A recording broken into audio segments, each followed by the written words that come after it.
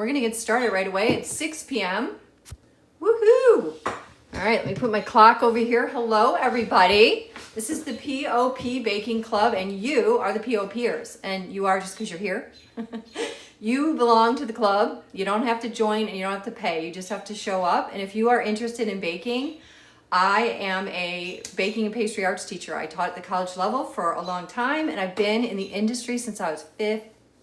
We are going to be doing a Madeleine, and a Madeleine is a little cake that is based in a sponge, basically like an aerated egg gives us the leavener, and then we fold in other ingredients, and at the end you fold in melted butter, and all of these things create this beautiful batter that you let rest overnight, and then we pipe it into cold Madeleine pan. A Madeleine, which is a masterclass in time, temperature, and moisture, and the main two things I'm going to be focusing on, because we want to pay attention to one step leading to the next step being really good, is emulsification, and what that means in practice, in your body, how you are mixing things and thinking. And then the next thing is folding, because we're going to fold with a whisk, we're going to finish with a rubber spatula, and it's just a key recipe. Now, I am a traditionalist. A classic Madeleine is very old school. It's been around forever. I'm going to dust it with a little bit of 10X, which is powdered sugar that has 3 to 5% cornstarch in it. Now, I could use sucre or snow sugar, which is actually made with dextrose and it's covered in palm oil, so it doesn't disintegrate. That's what they put on donuts to make them not. It's also called donut sugar. But you can dust them with a little bit of powdered sugar, or you can dip them in chocolate. And if you wrap them up so that they don't dry out too quickly, they can be sold or given away. But they do dry out fast. And so anyway, as we go along, I'll let you know when there are points that this is a time you could freeze, this is a time you could save, this is how long you can let it rest in the fridge, and all that kind of stuff, okay? So if you're wondering where the recipe is, it's on my link tree. And the recipe that we are doing tonight, and I don't know if it's my favorite recipe yet, because I did 3, and I'm going to bake 3, but I'm only going to demonstrate 1. Looks like this, and this is the Bouchon Thomas Keller recipe, and it's in the link tree. Now, this is how I do my recipes. I go through and take the ingredients and say, like, these are going to be sifted, these are going to be ribbon stage, these are going to be in a saucepan melted, and then these are going to be folded in, added at the end, blah, blah, blah. So that's how I write out. These are the instructions, and I take notes. So if you think it's dorky to print stuff out and take notes, then use a phone. But take notes, because it's really important to write things down, because you think you're going to remember, and I say this all the time, and you are not. You are not. None of us can. When we're working, things get lost in the fray, and then you're like, oh, did I bake it at that temp, or did I do this, or did I do that? Now, so tonight I'm doing the Bouchon. I'm doing Dorie Greenspan's, which is out of Paris Sweets, which is a book I can recommend, and then I'm also doing the French pastry. I think this one's going to be the best, but it's going to be interesting that's my prediction. I'll show you how I work. When I scale my ingredients, I put all of the labels on this piece of acrylic that you can get at the hardware store for 50 cents. And these are the 3 recipes that I made that I'm baking tonight. And I put them in order. And I know it's backwards. That's how TikTok is. How difficult is a Madeleine on a 1 to 10? From 1 to 10, a Madeleine is in the middle. If you listen to every detail that I show you tonight and you take notes, because quite frankly, the things that I'm going to tell you are so detailed and nuanced and smart, and I didn't invent them. I am really good at taking notes. And I'll tell you what, I've been in class before and had people say, why do you take so many notes? And I was like, because you should be taking notes, but you're not. So, we'll see what I do with my notes, and we'll see what you don't do with your not notes. And we'll see whose Madeleines turn out 15 years from now. And so here we are, and all the great notes that I took and all the practice that I've done, I can pass on all those nuances to you. And what you're going to listen to make this easier, you're going to make it go from, maybe for you it's an 8. It's really hard because you struggle with organization or with following the directions. And that's why I say you need to diagram it out. This is not for you. This is how I think. So you should develop the recipe and rewrite it the way that you think. And I like drawing things out. I'm very visual. So yeah, I mean, you have to find a way that works for you. I never say something's a good recipe, or this is the best, or this is the way you have to do it. I explain to you why I'm doing it, and then you get to figure out what works for you. So that's it. So then here are the 3 recipes we're doing. And if you look, these are all 3. This is 1 recipe, 2 recipe, 3 recipe. Now I'm going to be baking these. This is flour at the top, and then baking powder, which they all have, sucrose, whole egg, salt. This one doesn't have salt. Trimoline, which is an invert sugar. Honey. This one doesn't have an invert sugar. Oh, sorry. Butter all the way across. Milk. And then these don't have milk. So this is the only one with milk. This is the only one with brown sugar. These 2 have lemon zest. This has lemon oil. And these 2 have vanilla. So this is a visual representation of these 3 recipes. So not every Madeleine recipe is the same. These are a few recipes I found, and I put the baker's percentage in, and then which ingredients are in which recipe. So you can go through this and see that some don't have certain ingredients that others do. And I also wrote down where there was extract or oil, and I know it's backwards, but this is in the link tree. And then finally, for housekeeping, this is the ingredient function chart, and this lives on Substack. And on there, I have included the 3 flour options that you might use for a Madeleine. Because tonight we're using cake flour and, well, tonight I am baking from Madeleines that I already made the batter. One has cake flour and the other 2 have AP. Tonight's recipe is AP. And I chose AP for a reason. It's easier to access. But I went ahead and so this is an ingredient chart where I go through and I talk about what is a Madeleine, what's the desired outcome, what tools will you need that are kind of unusual, and then the ingredients, by what lives inside of it and what its function is. I'm starting to use synergy a lot because there is a synergy in these recipes. So when you start to problem solve, and people are always asking me, what went wrong with my recipe? And they'll name one thing. And I'm like, it's never one thing because these go like that. When you use AP flour in a cookie, it is different than in a Madeleine. And this is a moisture heavy cake batter, but it's thick. It's not like a cookie dough, and it's not light like a sponge cake, like the Rose Levy Berenbaum we made. So the 2 books we're using tonight are Paris Sweets. This is Dorie Greenspan. When we start talking about in a world of who do I recommend real people who are actually in the industry or have put their money where their mouth is. And Dorie Greenspan is a queen in the industry, and she's an amazing recipe developer. And her recipes come in grams and cups.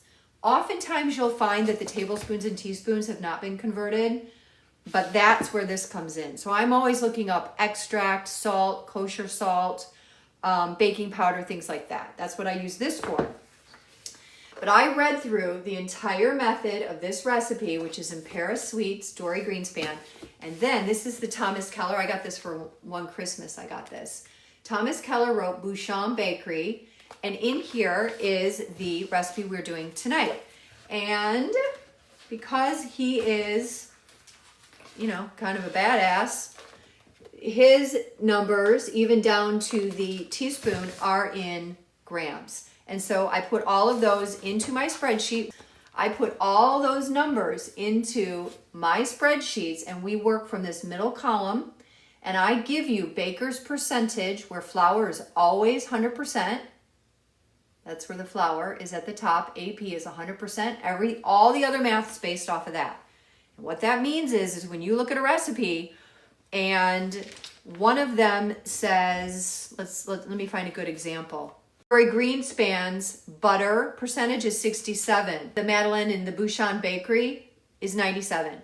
So one of the butters is 97% of the batter and the other is 67. And that's where that one chart came in. This is on my link tree if you want to look at it. You can look at these percentages and start to say, wow, why is the San Francisco Baking Institute's butter 100% and FPS's, which is French Pastry School, is 59.26. This is the beginning of understanding baking. And if you can begin to understand the math and understand the ingredient function and be able to read a real formula, you are going to be able to do and understand more than you ever have. You'll make fewer mistakes and you'll be so much happier. So those are the two books I'm using tonight. I also did use my beloved FPS recipe. Got this in school, and it uses trimoline, which I actually bought off of Amazon. Not corn syrup and not honey. But I'm gonna pull all the ingredients and get into all the details as I live demo. So yes, in order to make a ribbon egg, which is what we are going to do tonight, which is an egg foam, that's where we're gonna get our airy texture and leavening, you need to have a mixer because this is gonna go for quite a while. So I'm gonna do my fit check and let you know what's going on. Let me move this guy. So this is my big bud. I just got this. Isn't it amazing? These, I'm in love with them, but it's like my favorite thing to wear. So in the kitchen, I always pull my hair back, always go without jewelry. I have short fingernails, no nail polish. This is a signifier. It is a signifier of how I work, what I believe in. I just want to signify that I take this very seriously. Food safety is really important to me, and this is how I work. Nothing is dangerous, not gonna get caught in any of my equipment. And I use a clean apron every time I work, and this is very important to me. I also teach and proctor serve-safe exams, and I love food safety topics and issues. And then I wear clogs, and that's it. So I turned my oven to 400. I'm gonna do the 3 recipes. I'm gonna do a couple things. I need to sanitize the countertop and I'll wash my hands. Out of the 3 recipes, one of them, and I wrote the temps down, one is 400 degrees, one is done at 375, and one is done at 350. So I'm gonna start with the hottest one. This is a Clorox wipe, and I'm just gonna wipe down my countertop so that we're sanitized here, and then I'm gonna wash my hands. My countertop's clean, but just as a signifier to let you know, it's really important to keep people safe, especially if you're cracking raw eggs or anything like that.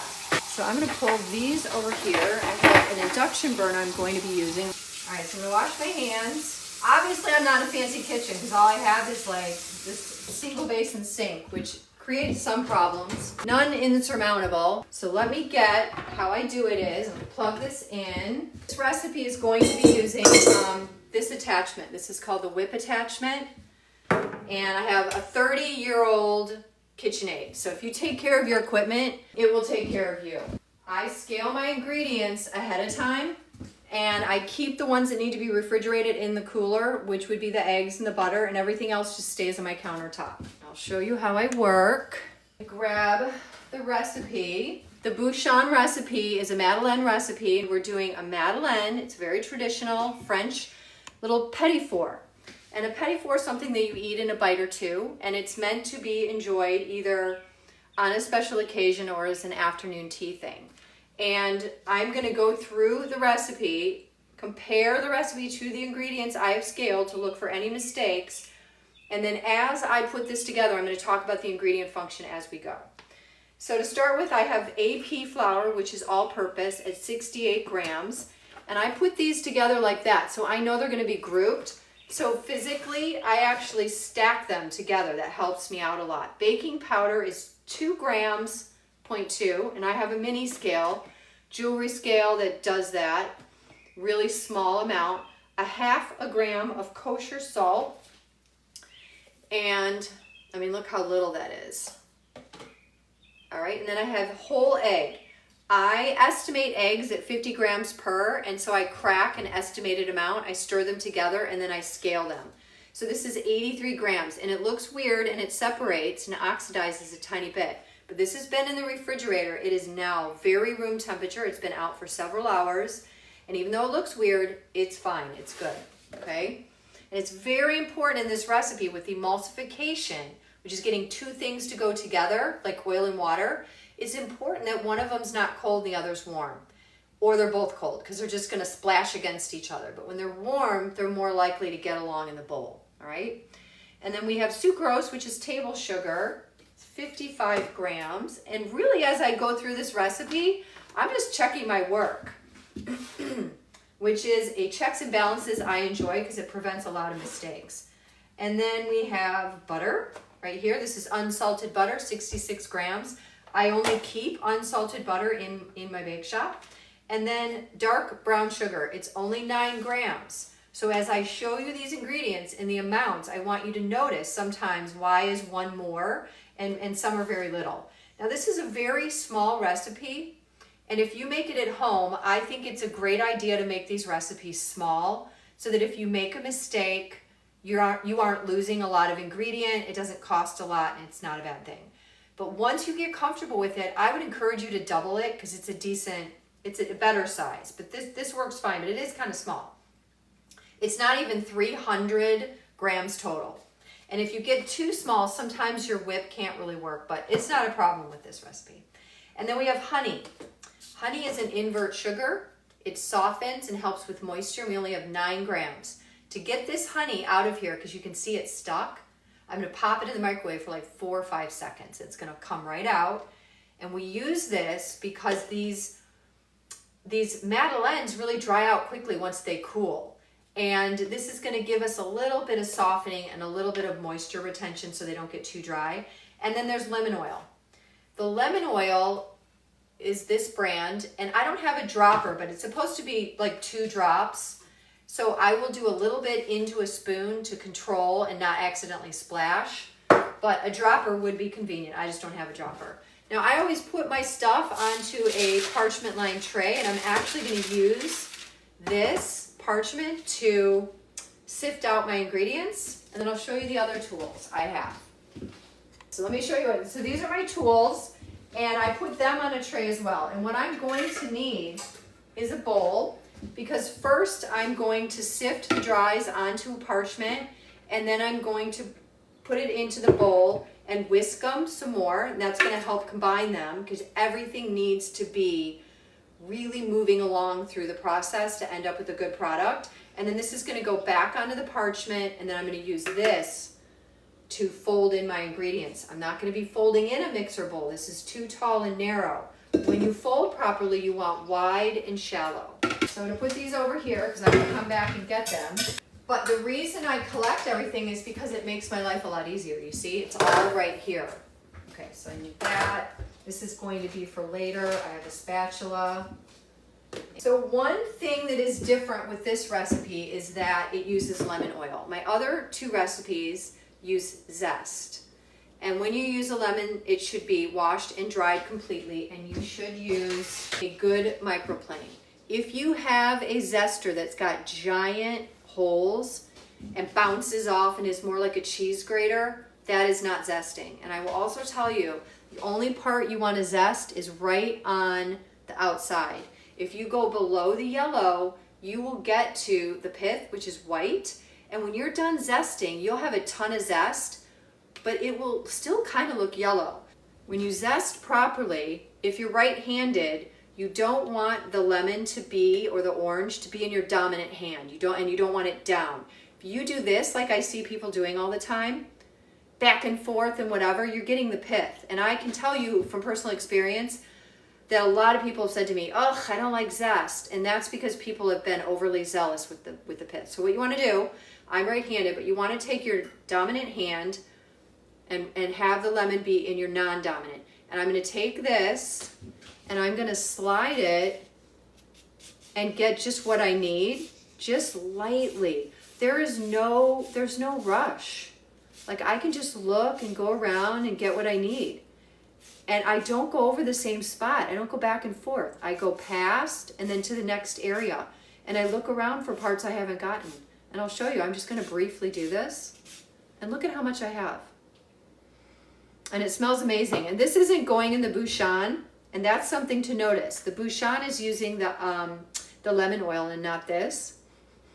But if you're going to zest, you want this to go directly into your flour or into your sugar or your fat. You don't want it to go into a deli cup or into a bowl that you're going to then put it into your batter, because all those really delicate essential oils, they don't last long.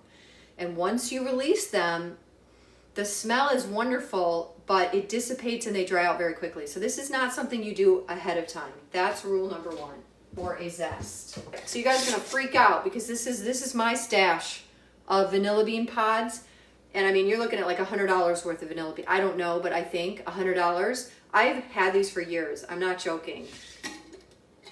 I mean, 8 years. And when they dry out, I just spritz a little bit of pure water in here, like clean water, like bottled water or something, and they stay moist. And they smell wonderful, and I really keep track of them.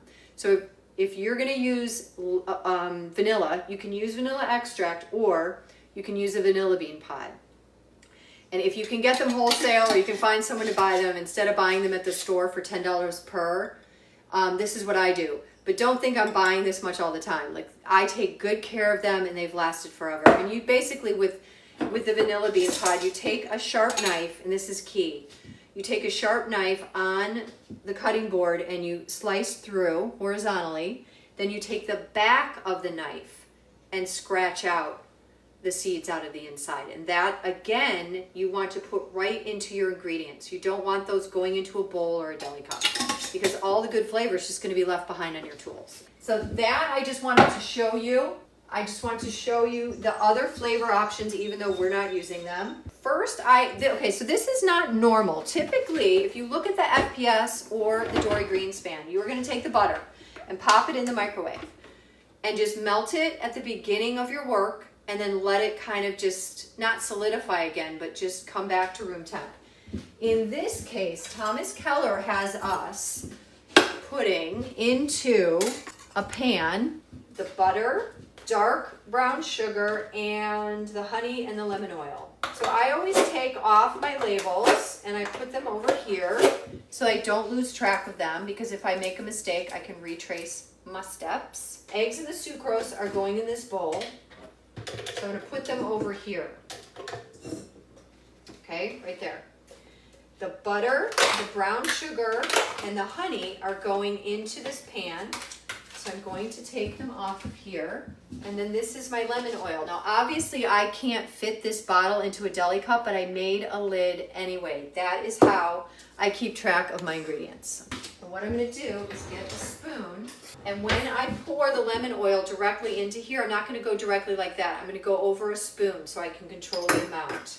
I'm also going to put this over here, and the sucrose and the egg. Anything that I'm using or I know I'm not going to forget.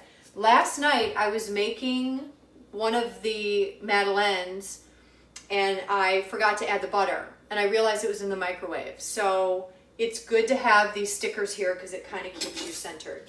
This is an induction burner. It's from IKEA. It's not expensive, but what you really need to know about an induction burner is if you plug it in, it uses a lot of electricity. And I don't mean for your bill. What I mean is you can blow your whole house out. So I had extra electric brought in for this guy. So if you're going to get an induction burner, this is great. Lemon oil this is my favorite brand, and you can get it on Amazon. It is cold pressed from the rind. Basically, when you look at flavor is driven, and the best conduit for flavor is fat. So they took the essential oils from the citrus, just the outside, just the lemon part, and they put it into oil. So it's like it holds the flavor, okay? It's kind of like having garlic oil. If you roast olive oil with garlic in it, you do a confit, that is going to have a flavor like nothing else. And so that's what they've done here. So you can do citrus zest, you can do vanilla bean, you can do vanilla extract, you can do an oil. One of my recipes called for the zest of lemon and orange, so that was interesting. But I'm gonna pop the honey into the microwave just for 4 or 5 seconds. Honey is interesting because if you've ever looked at a fancy or natural food store, you'll see that honey comes in different types. The bees live near oranges or clover, or there's really strong ones like buckwheat that have a darker color and a very strong flavor. This is one of the areas that you can add flavor to a Madeleine, because Madeleines are great when you start adding nut powders. You can do pistachio and almond. You can change the flavors up a little bit. I mean, it's traditional to do the lemon and whatnot, but by using a different honey, you are imparting flavor, and it's kind of interesting. So let's see. I'm gonna give this 2 more seconds. And this stuff cooks really fast. Right? See how liquidy it is now? And that's great. Let me get a spatula. So I'm gonna put the fat in the bowl first, or in the pot first.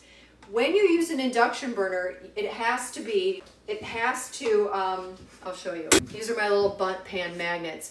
It has to have a magnet sticks to it so you can test your pans. I only buy induction ready now, but induction burners are great because they don't put off a lot of heat. Now that's bad if you're trying to do something where you want the heat around the pan. Some people use torches on the pans, on the edges, like if you're doing caramels and stuff, because a flame keeps the whole thing warm. But if you run a coffee shop or you have a business where you don't have a great big hood or any of that kind of thing, this is something you can do without creating a ton of heat. You're not required to have a hood. However, it does use a lot of energy. So then I'm going to take my honey, which is just a nice honey we get from a farmer in the area. I actually don't know what the honeys or what the bees live on. I think it's a varied diet, but I eat this honey every day in my tea and I love it. That goes in the pan. And the brown sugar is a little bit like the honey. It's got a little molasses in it, and it's going to give us a little moisture and a little, moisture retention and a little color. But these things already are giving us also acid, which is crazy. There's acid in the molasses and acid that lives in the honey. And we need the acid to react to the baking powder. Acid and heat make the baking powder work. So in here I have everything except the lemon oil. So I'm supposed to do 1 or 2 drops, and I'm going to pour what I think I need into this spoon. And then I'm not going to need that much. My dropper, I don't know where my dropper is, and I didn't feel like going through all my bins. All right.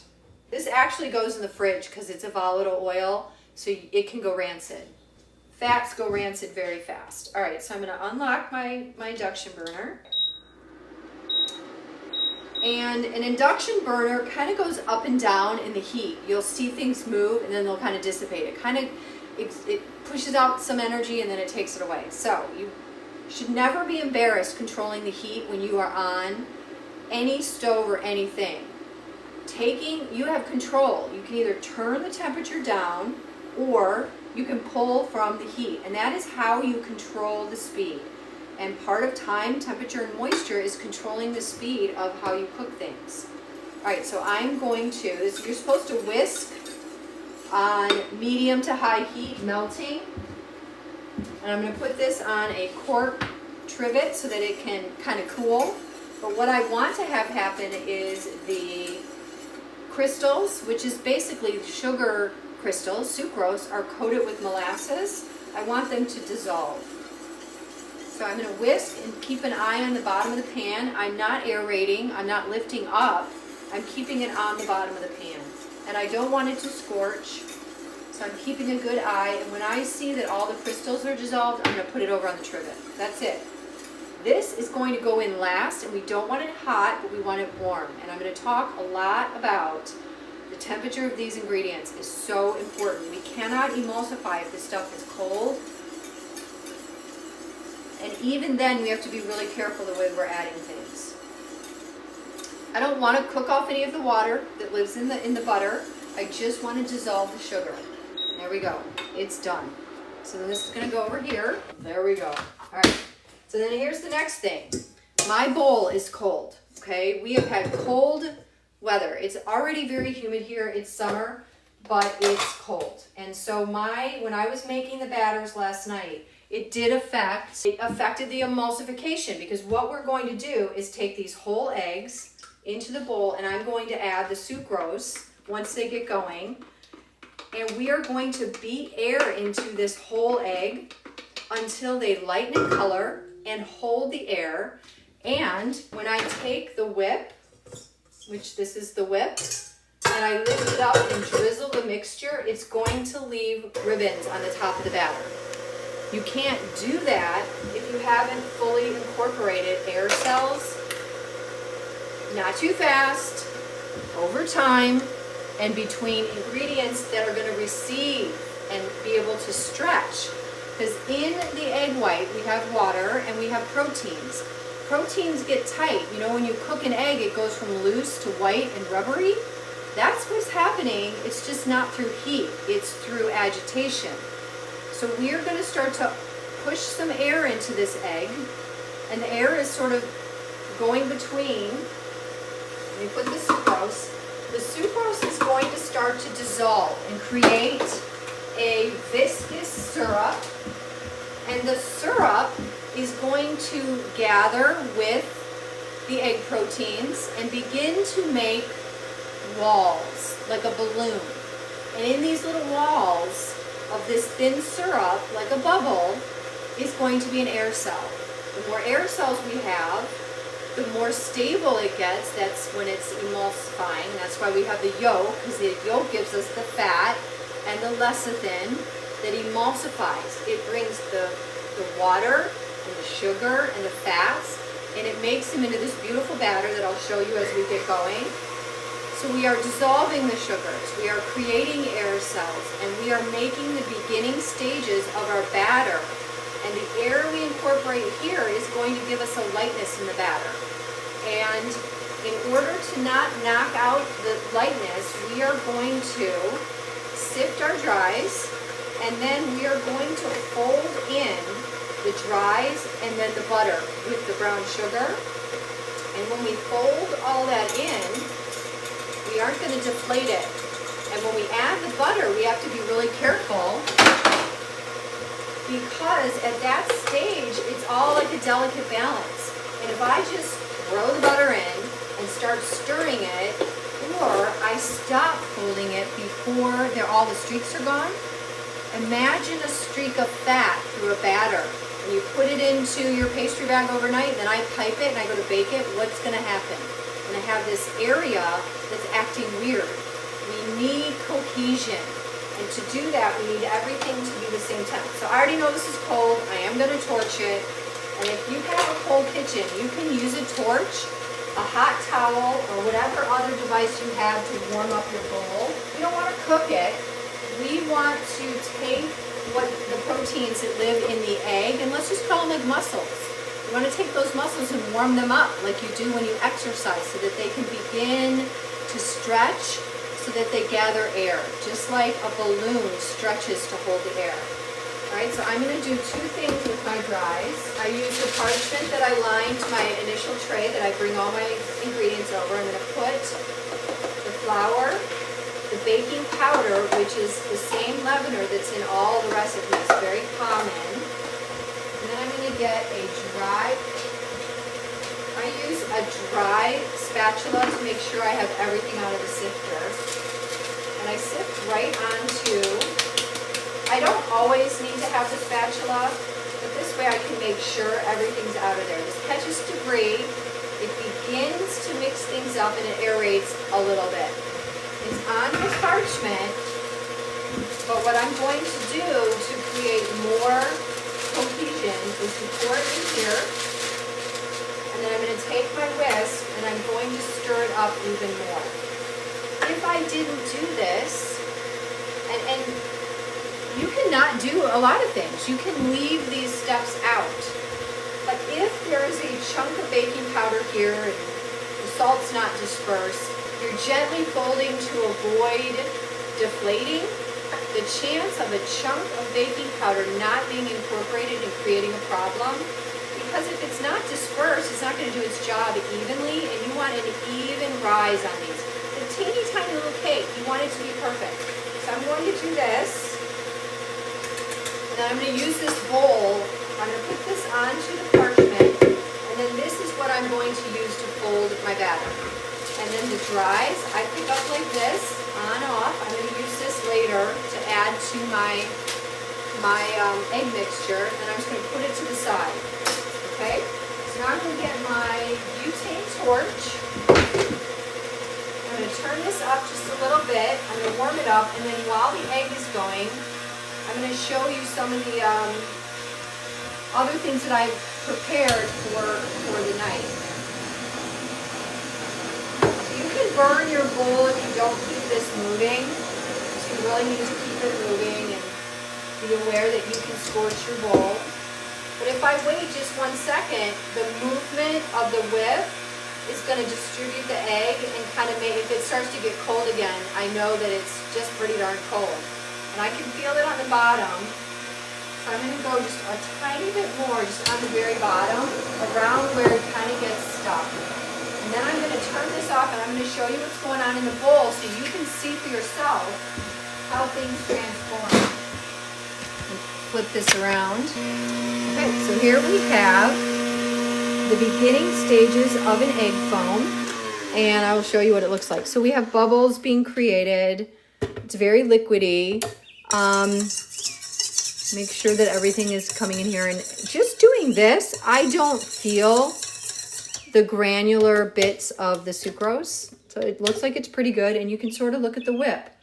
I don't see any grains of sucrose. So we're doing well, but I want you to take a mental note because when we come back, it's going to be a lot lighter in color and much higher in volume. All right, let me flip it back. Okay, all right, so let me show you a couple other things we've got going on here. I know what I'm gonna do. Turn on my oven set to 400. In here, I have a pizza stone with a tray. And unfortunately, because that oven is so hot, the parchment is browning and I'm gonna take it out. Parchment is good up to a certain temperature. So I will put a parchment in here right before I bake, but what you wanna do, and you do not need a pizza stone for this recipe. In the refrigerator, I have these, but these are my prepared Madeleine pans, and I will prepare them and show you what I did. But I have 3 of them because we're going to be making these 3 batters. This is the Paris Sweets. It's already in a pastry bag with a tip. This is the Bouchon one I'm making right now. And this is the French pastry, which I think is my favorite. But we'll see. I don't know. I have to bake them and I have to taste them. This is my little home fridge. It's not fancy. So we're going to be able to bake those separate from doing this batter. All right, so this is already getting lighter. Let me show you. I want you to see, so you can see how dramatic. And we're not there yet because we are going to a ribbon age. You're going to see how it's still very liquidy. Did you see that? When I drizzle it, it disappears, okay? But we're kind of close. And I'm going to check the temperature as well. And it's a little cold, so I could torch it again. But I want to show you a couple things that I need to do that we are going to get, you know, even though I have my trays prepped and I have already got my batter in a bag, I'm going to show you how I do it. We need a large deli cup and a tip. I'm using a number 13, a Teco, but also because I only have one of those, I'm using a Bakery Crafts 1A. This thing's pretty big. It's not tiny. I'm doing a large Madeleine. So this is about, I'd say 1 1/4 centimeter. It's pretty big, and it's about 1/2 inch. Whatever number it is, it doesn't matter because every company has a different number. You can't really overdo the ribbon egg, although you can. But because of the fat, you can't, but I don't want to overdo it, so I'm just keeping an eye on it. But I buy a roll of pastry bags, and I have small ones too, but the ones that I want to fit into a deli cup are a little bit bigger, okay? I don't know the brand. I just buy a roll of them. Okay, and I don't like them super high quality stiff. I don't like them super cheap. I don't like them stretchy, and I don't like the front. I like basic, not crunchy, because my hand, you have to be able to feel what you're doing. So then I take this and the tip, which is a round tip, and I put it in, push it toward the bottom, and then I take scissors, and toward the end, I just go around, and then I pull this off. Okay, and I throw it away because it's a food safety hazard. I'm going to twist this just a wee bit, and then I'm going to put it into my deli cup and pull this around. This does 2 things. 1, I'm going to store the batter in here overnight. Number 2, I've already made a label, and so this is going to go on here. And I also like this because when you put the batter in here, you can scrape it like this. Okay, works very well. Okay, so this is ready. Just put it back here, and then we're going to take a look at the batter. What we're looking for, and this is just sucrose and an egg, whole egg, is the ribbon stage. So I want these ribbons to stay on top and not dissipate just a little bit more. You know, I don't know if it's to the count of 10 or what, but I just want them to be on here just a little bit longer, and we're getting close. Oops.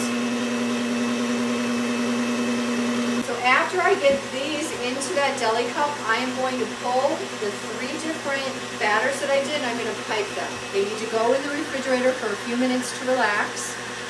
The pans themselves have been buttered twice and floured and are chilled. And then I'm going to bake each recipe separately, so all at different temperatures.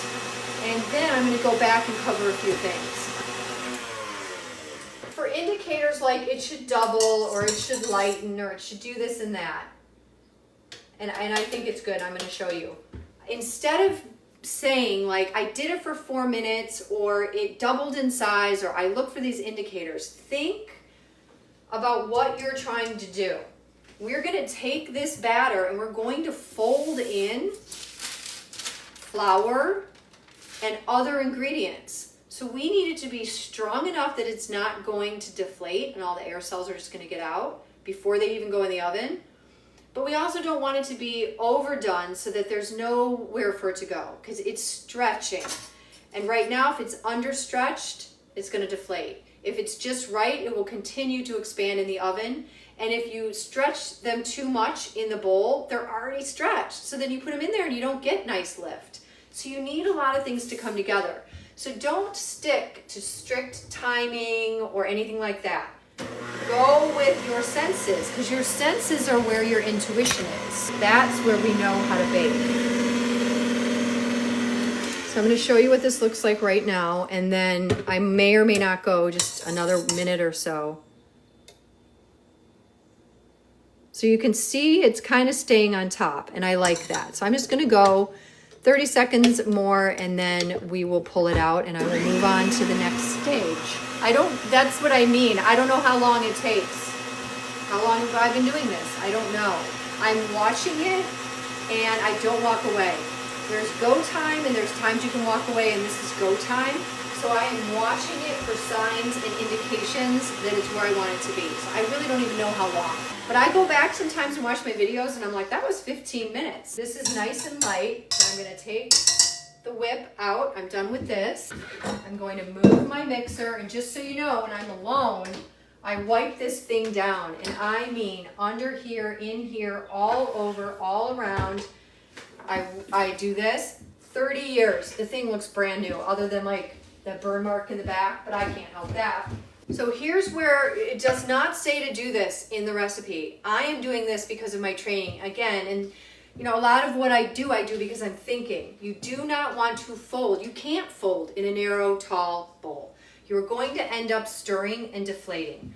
So what I'm going to do is take this batter, my melted brown sugar, honey, and a little bit of lemon oil, and my dry ingredients, which are just flour, salt, and baking powder. And I'm going to start by putting this batter into the bowl, which is a wider, shallow bowl.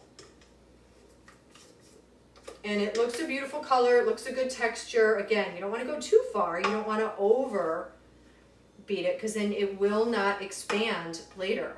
And we need expansion in the oven to make it a cake. And then I'm going to put my spatula over there and get rid of the bowl.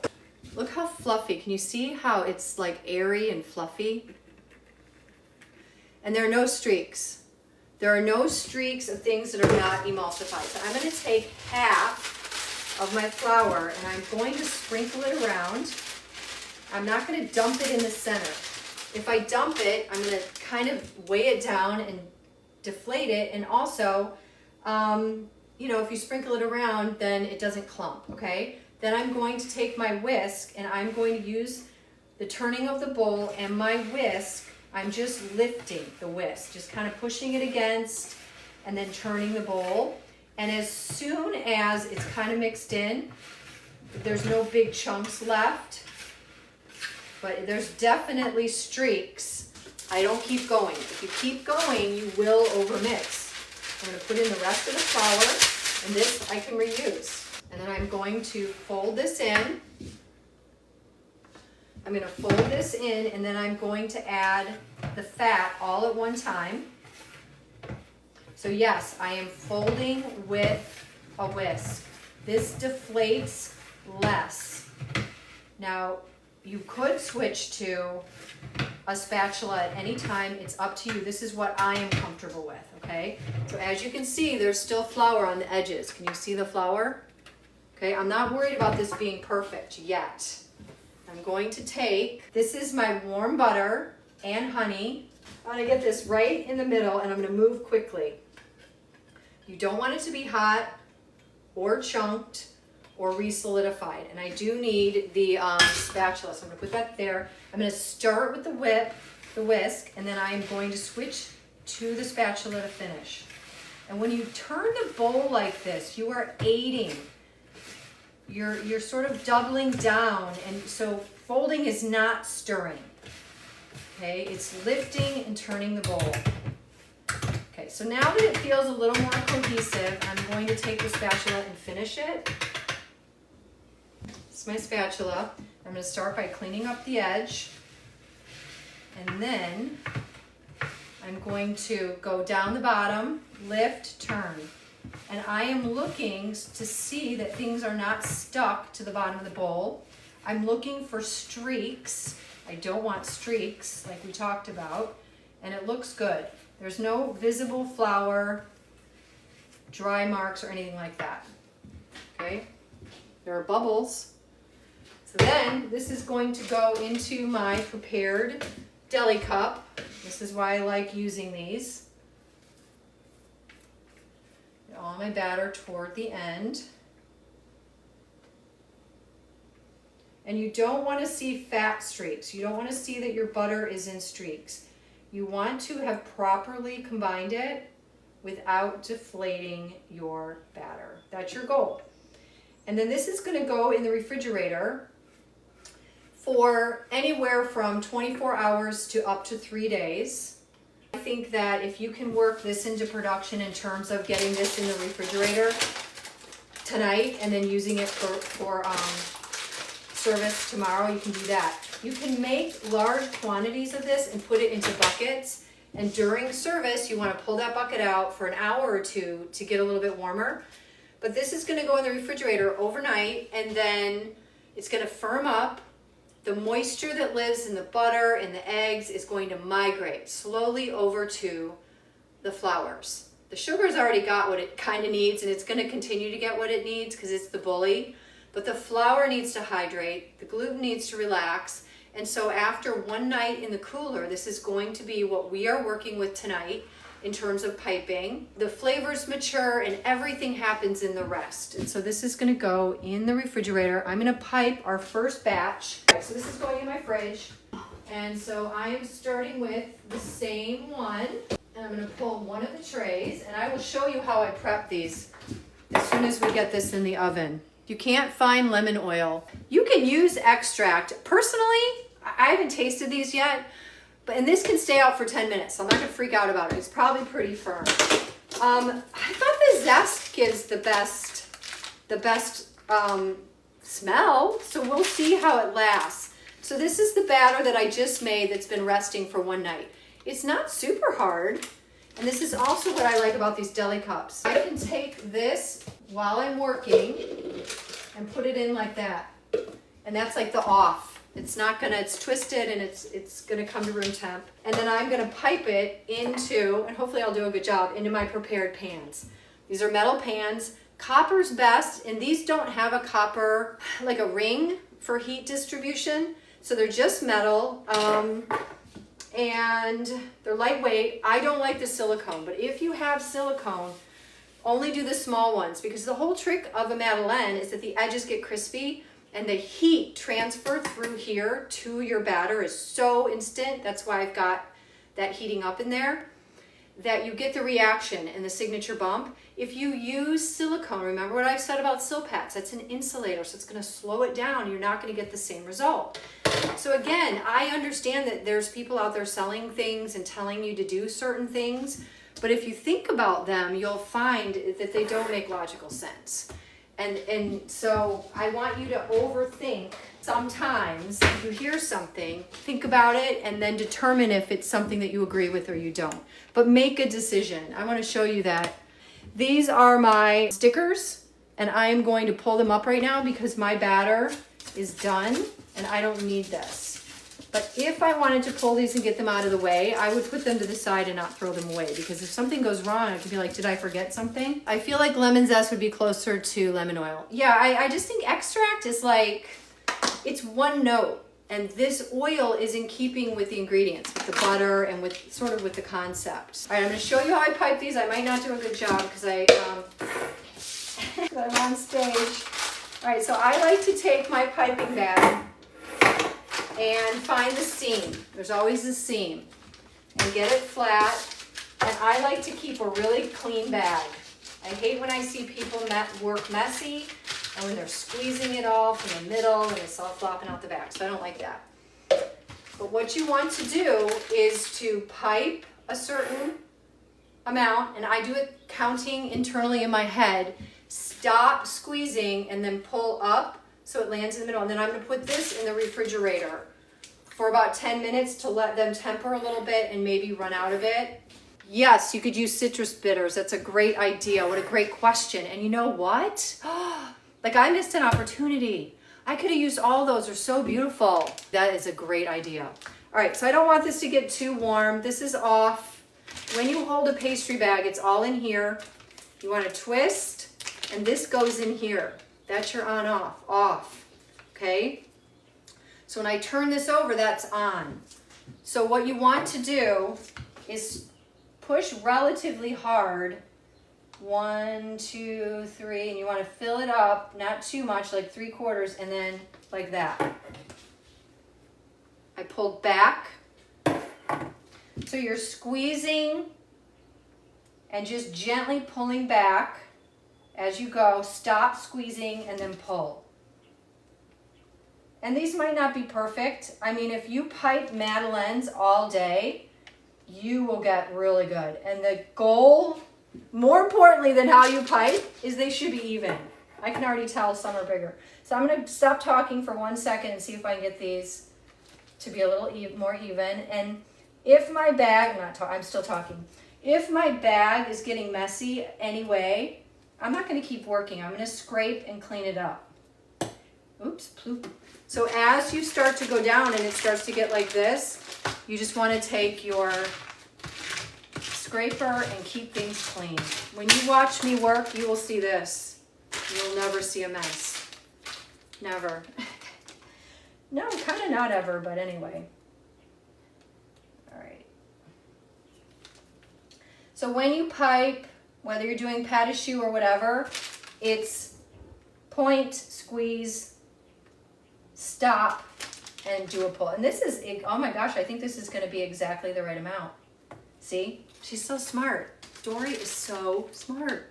There's a tiny bit left in here, but anyway, I can just put it in here. This can go back in the fridge, and then I'm going to put this in the fridge. Now, some recipes say bang.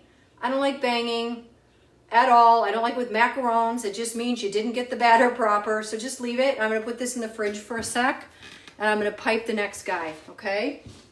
So this is, I'm going to store this near here so I don't lose track. The other way I can keep track is by taking the sticker that I put here and putting it onto my tray. So the next one I need is $3.75 is the French pastry. So I'm going to get the French pastry one out. And there's a lot more in here, so it's going to be, I'm going to have a lot left over. If you bake large versus small, they're going to bake at different times, not different temperatures. Nothing else is going to be different. It's just these are going to take a little bit longer, 12 minutes versus maybe 9. I can see the vanilla beans in here. And that's beautiful. And I think the flavor is really nice. And this also has the zest. So you might notice that the batter itself has a little bit of texture to it. All right, so I need to find, and it's thick. And I'm noticing the texture of the batters relative to one another. It's really fun to do. So when I talk about scaling and how I scale, what I love about it is you can do one recipe 3 times in a row. Bang, bang, bang, you learn so much. Or 3 different ones, bang, bang, bang, and you'll learn a lot too. Okay, let me pipe real fast and see if oh, this is a lot firmer.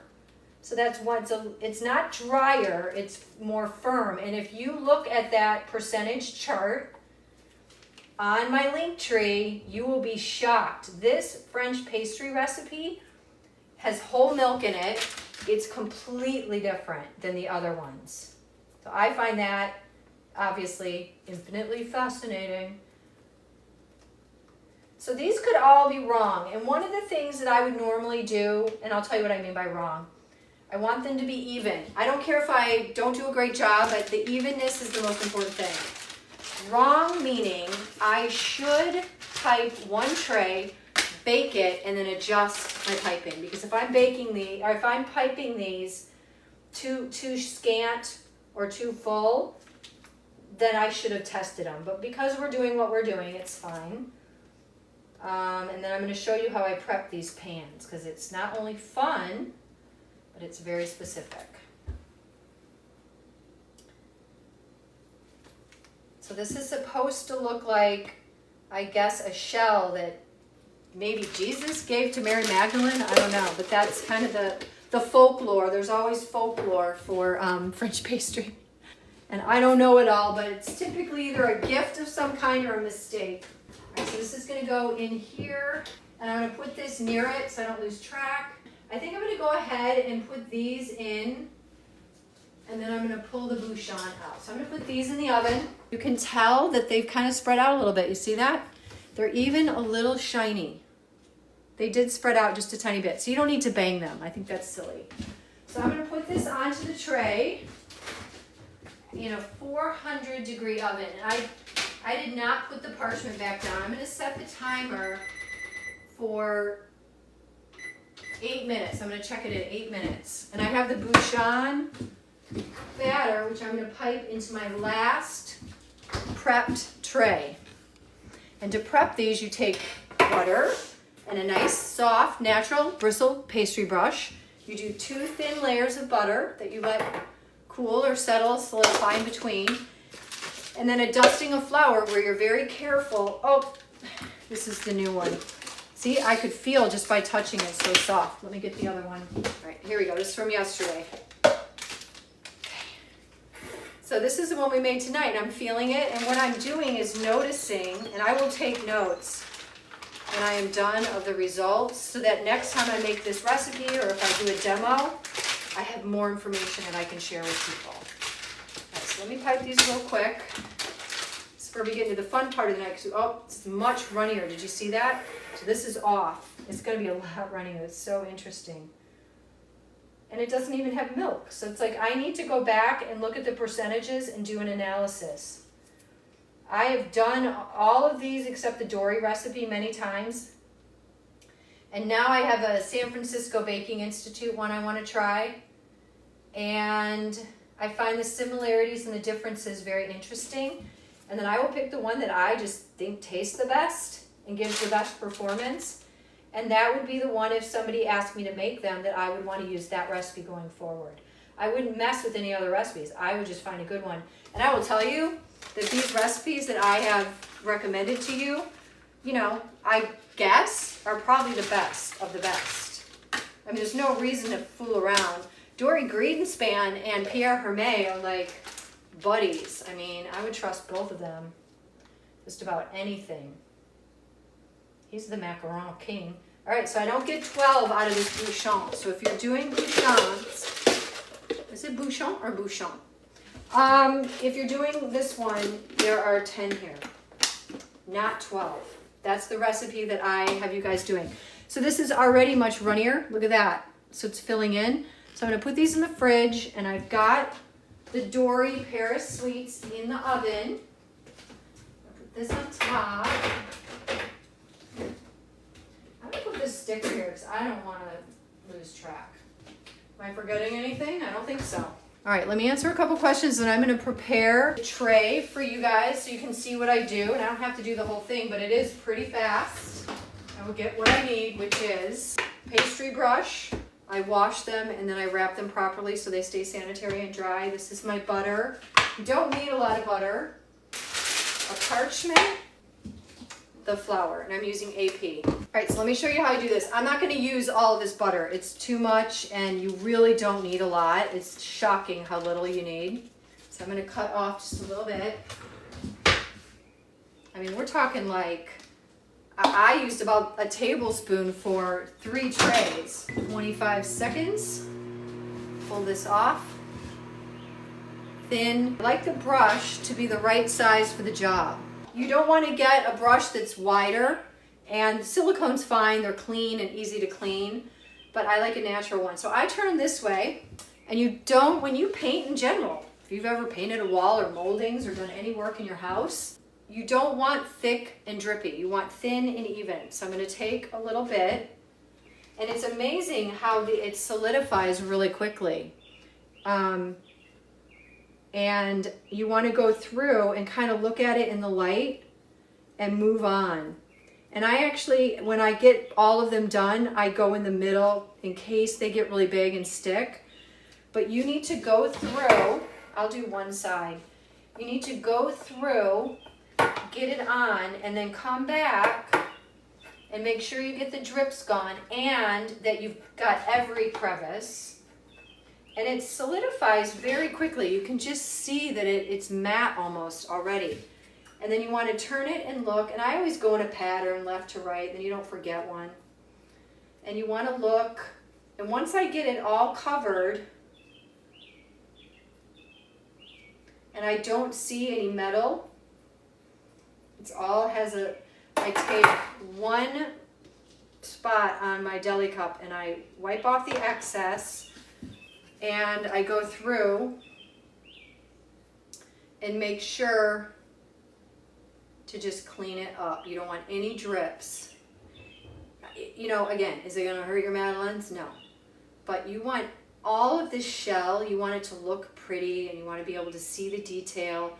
I mean, you're really just paying so that you can see the shell parts, right? And then I would take this and let it sit for 5 to 10 minutes, and then I would do a second coat, and then, let's just pretend that's what I did, and then I would take flour, and I would sprinkle it in, and I'm over a parchment, so it doesn't matter, it's going to go on the parchment, go back and forth. You want to tilt it this way, and then tilt it the other way, turn it upside down. And then what you want to do is you want to look at it. You want to be honest. Can you see clumps? Which I can. You can see lots of clumps. So you want to, you don't want to ruin your pans or bend them or tweak them. But you need to make sure to get all of it out of every corner. And I can even see that I missed some spots. So when I did the ones that I did for you guys, like for tonight, they're perfection. Let me see. If you can see anything shiny, it means I missed a spot. Okay, so you can kind of see through them. So that's why 2 layers is good. The flour, yeah, 2 layers of butter, let it dry, let it harden a little bit, then do the second layer, and then the flour, and make sure that you do not have excess, right? And then this goes in the refrigerator. Some recipes call for the freezer, and it's not going to hurt for you to put your pans in the freezer. And the flour goes back in here. If you have any cross-contamination issues with dairy going into flour, you don't want to do it. You want to label this butter flour and use it separately, okay? And we're going to go look at the Madeleines in the oven. Clean up just a little bit. This is exciting. All right, let's go see. We're going to go look at our Madeleines. Yes, you can use this technique for bundt pans. That's a great idea. Okay, let's go look and see. We're at 400 degrees. Okay, so you know, you can tell that they're getting really big, but the way that I pipe these is a little too big. So next time I would pipe them a little bit different. And I'm not going to open the oven. What you're looking at is a cold pan that I piped cold batter into, that I put onto a hot preheated pizza clay with a tray on top, so that heat transfer went straight through the batter and it pushed right up the center. this chemical reaction with the leavener, which is baking powder.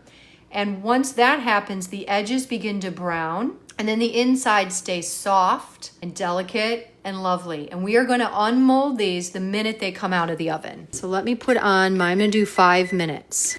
5 minutes, and then we'll check them again. Isn't that fun?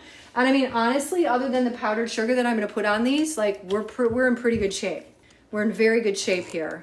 My mom gave me a non-stick pan. Yes, I don't like non-stick pans in terms of how they darken. They darken your baking faster than metal. So that's the downside. But yeah, don't assume they're non-stick. You definitely still want to treat them. If you're buying some, like I said, don't buy silicone. There are people running businesses that use all silicone. And I think that you really want the edge to be nice and brown and baked, and then the center to be really delicate. And I love the lemon. I know, they're coming alive. Isn't that amazing? So we'll go back and check them in a minute. Yeah, that center bump is a signature of doing everything right. We're talking the emulsification, the folding, I'm gonna wash my hands. Temperature of the ingredients, the pan, oven, you know, the proper hydration and resting period.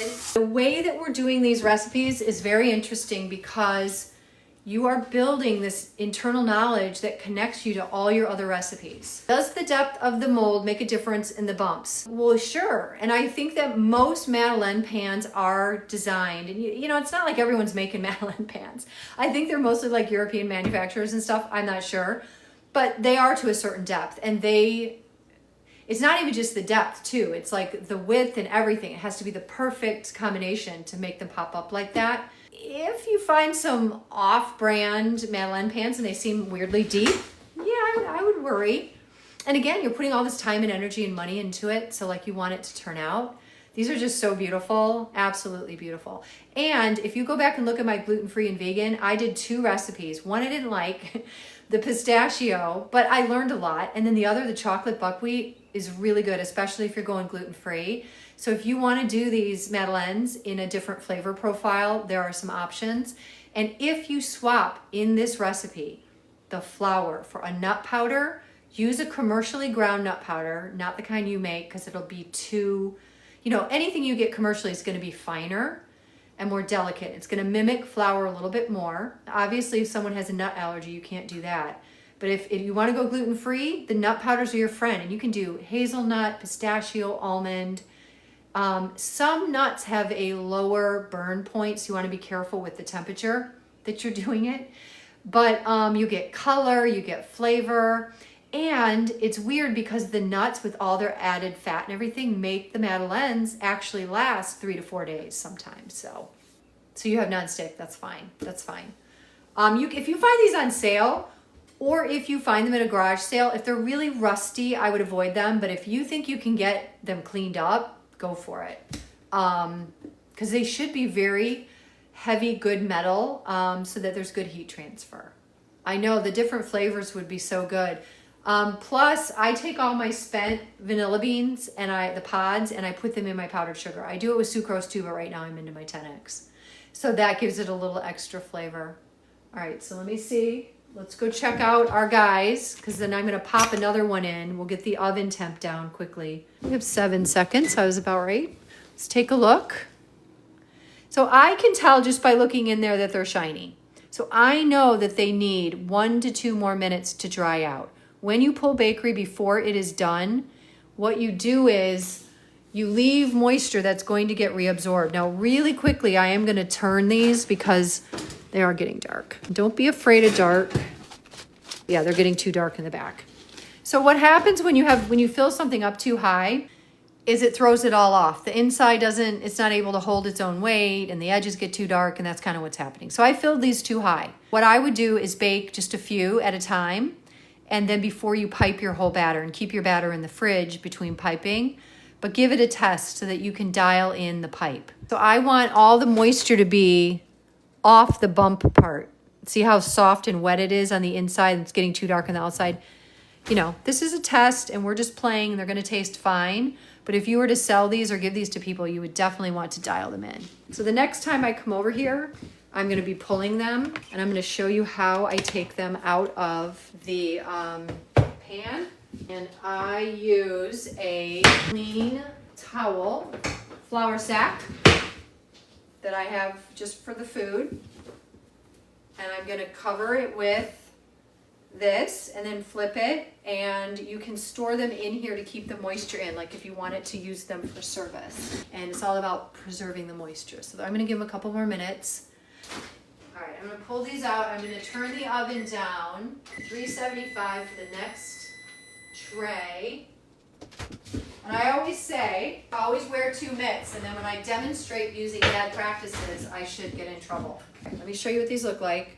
They don't look terribly overdone in terms of the edges, but they're too big. I piped them too large.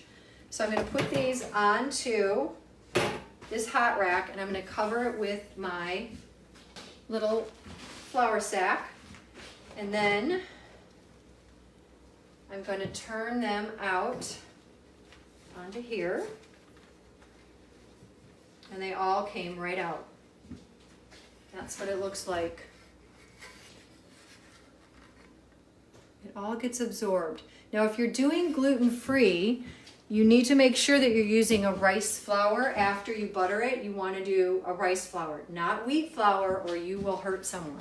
So I am now going to put the 375 is French Pastry School. So that's my next one. This is what it looks like. You can tell that there's big vanilla beans and citrus in there. It looks a little lumpy. So my guess is these are going to be too big, but what's so interesting is we will see. We don't know. That's why this testing is such a blast. Onto the hot tray. Now I have a lot of notes about how these go because I've made them a lot, but I'm letting things take their course because it's fun. So if you want to keep these nice and you want to serve them for a snack, you can just cover them like this while they're warm, and they'll stay lovely and soft because they really do dry out fast. But if you want to eat one, I'm going to show you a couple here. I've got my timer on, so I'm not going to forget. The timer is not going to tell us when something's done. You notice I don't even know how long they took. I don't know. I did my work based on indicators, like color and whatnot. I'm going to give these a little bit of powdered sugar, some 10X, and turn them over and line them up. These are, okay. And I'm going to put my parchment underneath it just to keep things clean. And here is my 10X. This is powdered sugar. In here are all my spent vanilla beans that you just rinse off and let dry, and then you put in here. So I'm going to take just a little bit of powdered sugar. Eventually, when this gets full of vanilla beans, I will put this all in the food processor, and I will grind it up and then sift out the chunks, and I will have a beautiful vanilla essenced 10X. So I'm going to put a little powdered sugar on here, on the shell side, and then I'll crack one open. So hopefully I won't overdo all of them. But when you pipe, you just don't know because the batters all behave differently. So if these all taste great and you've covered them with a little powdered sugar, other than the really dark ones, people are still going to like them if you serve them right away. If you wait, these are going to dry out for sure. So let me show you what I have going on.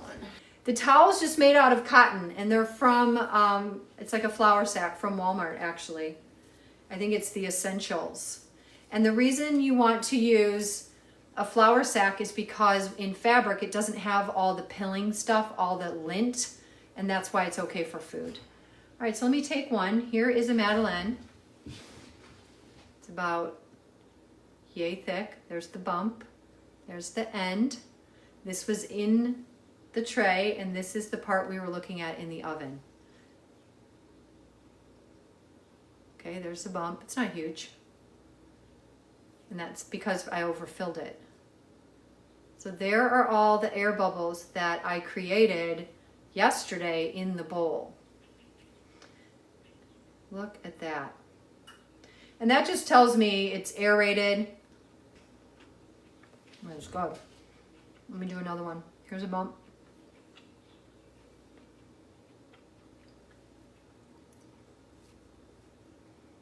So it's not the softest because you can see the way that we look at it is how thick is the crust. And I would say these are too dark, just a little bit. And that's because I overfilled them, because in order for the center to cook all the way, you have to keep baking the outside, and then it gets too dark. I mean, it tastes good. I like crunchy stuff. These are the Paris sweets.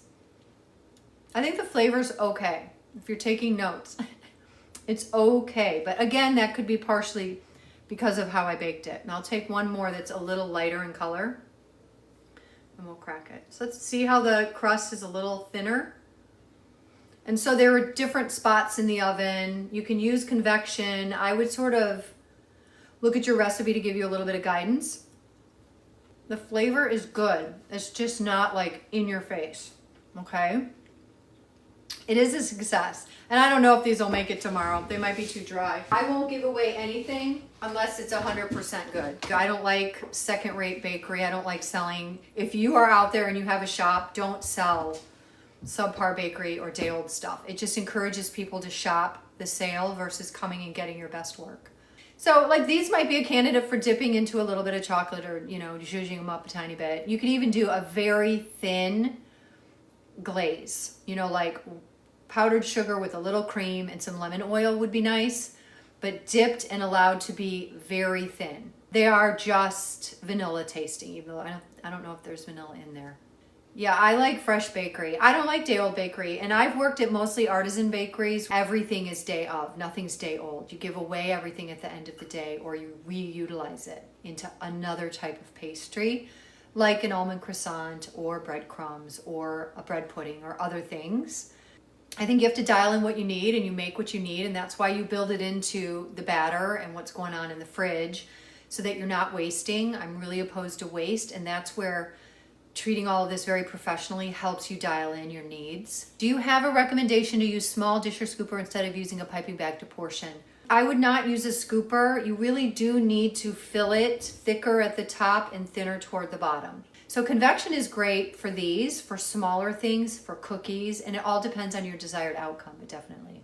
Does the powdered sugar stay on the Madeleines or does it disappear? That's a great question. That's why I said I could have used sucrage. This is a pretty dry cake. I don't think I'm gonna have problems unless you live in a really humid environment. If you do, sucrage, donut sugar, those things are made a little bit differently. Each particle is coated in a little palm oil so it doesn't melt. That's what it does. It's different though. Let's go look at these and then we're doing the poll right away. All right, so these were piped too large as well. The temperature is lower, which is good, and I'm gonna go ahead and let out a little bit of heat. But the temperature is lower. So perhaps the other ones could have been better at 375. I don't know. That's where testing comes in. We're just having fun. But it is 375, and quite honestly, I could probably turn it down to 350 now. But we're just gonna leave it. We're gonna leave it and learn. Leave it and learn. That's what I like to do. So here we go. We're gonna do the poll. So we'll pick what we're gonna do. These will come out of the oven, then I'll put the last one in. And the last one's going in at 350. So we went from 400 to 375 to 350. It would be more informative to go from 375, 350 with the same recipe and then test it. But we're doing it this way. It is how it is. I want to eat more of these. I'm going to save though, because I'm going to taste those. I'm excited to try the Bouchon. I really like Thomas Keller, and this recipe is very different than the others, but it seems like it's going to be moist. 32%. You guys always surprise me. The Swiss roll. Excellente. You guys have good taste. I like that. Because when I give you these recipes, it's all about learning. So next week at 6 p.m. Wednesday, I'll be doing a Swiss roll. And between now and then, I don't know what I'll fiddle with, but what I do is a deep dive. And I'll find the recipe for that day, and I will put it on the link tree. And then I will demonstrate how to make one, and how to fill it properly, and how to roll it. And there are a lot of little details with the Swiss roll that give you a good outcome, and a lot of options along the way. How you roll it, when you roll it, what kind of cake recipe you choose to do it. Some are foolproof and others are dry and crack, no matter how good you are at rolling a cake. Oh shoot, I didn't have the timers on. These are probably overbaked. And I need to get this. Yeah, I think they're overbaked. I can see. It's what happens when you talk and you don't put a timer on. So you guys learn from my mistakes. These are totally overdone. I am going to put the other ones in real quick and I'll show those to you. Gotta pull the oven temp down. So this is the Bouchon. This is actually the most important because this is the one we did. And these will go pretty fast. Bring the oven temp down. It's not technical. All right, I'm gonna put a timer on. Okay. Let me show you what these are gonna look like. These are totally overdone. And I apologize, that was really sloppy work. Dark. Oh my gosh, totally overdone. Let's see, pick one that's not too bad. So we did not get a gigantic bump. It's not huge. A little bit, it's decent. Let's see what it looks like on the inside. Now I know, see how the crust is actually very nice. This is a very nice recipe. Very hot. They're delicate. Good flavor. I mean, they're too dry on the outside, but I can still get the point. I like the vanilla bean. If you're going to add a flavor, I really do like the vanilla bean. If any of you are going to use fancy bitters, go for it. I do love the citrus in these. But let's compare. This is the one that just came out of the oven, and this is the one that's been sitting. I would, even looking at them, you can tell this one's a little lighter and spongier, even though it's underbaked. And this one's a little more dense. So this one has whole milk in it. That's interesting. I think the moisture makes a big difference. Well, I'm hoping the Bouchon one like surprises me. That is French pastry school. I did. 7 minutes, 50 seconds. The last one I forgot. I'm telling you, 99% of the reason that I scale, that I take notes, that I have the systems that I have is so I don't make mistakes. Because the second I am not focused, and I've spent my entire career getting focused, this is so hard to do in reality. You gotta set the timer. It doesn't matter how long they're in there for. I don't know how long they need to bake. I need to keep an eye on them, but the timer tells me something's in the oven, and that's quite helpful. Oh, hilarious. All right, so I don't know. Those will take a few minutes, and then we will wrap it for the night. Did you set a timer for this, Les? Yes, I did. I saw a baker make Madeleine mini cupcake pans. Interested in your thoughts. I mean, I think that, you know, in theory, you could bake these in anything. You're going to compromise some things. Is the Madeleine perfection? Yep, it is. It is perfection. I'd rather have one pan and then wash them in between and do all that needed to be done and slow my roll a bit than not have them that way. But it's a cake batter ultimately. So you can kind of do whatever you want. You can do whatever you want. I'm always talking best practices, and I am obnoxiously a purist. I just am. Things are so delicious the way they are. Why do you need to mess with them? Even overbaked, they're good.